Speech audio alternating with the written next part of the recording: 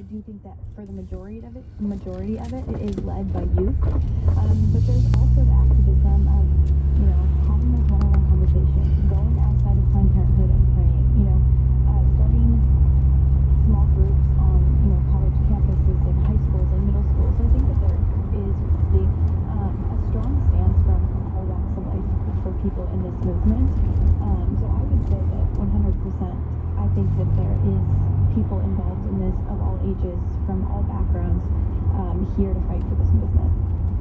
I'm Jen White. You're listening to 1A. We're talking to Kira O'Brien, founder and president of Young Conservatives for Carbon Dividends, Alea Eastman, co-founder of Concerned Citizens CC, and national administrator and executive council member of Team Enough, and Autumn Lindsay, student spokesperson for Students for Life of America. We're also hearing from you. Lapika posted on Facebook, I encourage the older generations to shut up. Wow, there's a lot of people here today. And it sucks. I will be staying in line. We're talking about this sort of, intergenerational That's okay. approach. Where does that start? How do you as a younger person engage people who have been involved in these movements for a long time so that we're having the same conversation?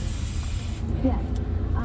Something that has really bothered me with the generational difference, that I feel like a lot of older folks put a lot of pressure on the younger generation. I've been told my entire years of activism that they can't wait for me to run for office and I'm going to change the entire world. And it's like, okay, cool. How are you going to help me do that, right?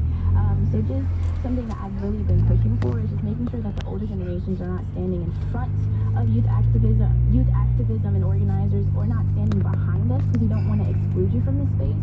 Making sure that you're standing behind us in all ways that you can help us in this movement.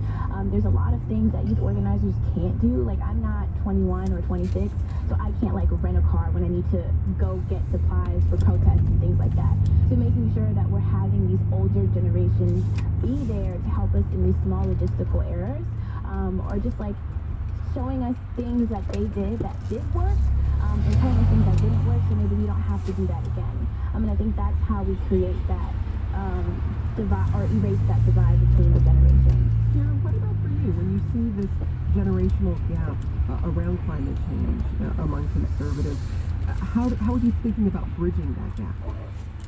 For one thing, the policy that we support is called the Baker-Schultz Plan, after Secretaries James Baker and George Schultz.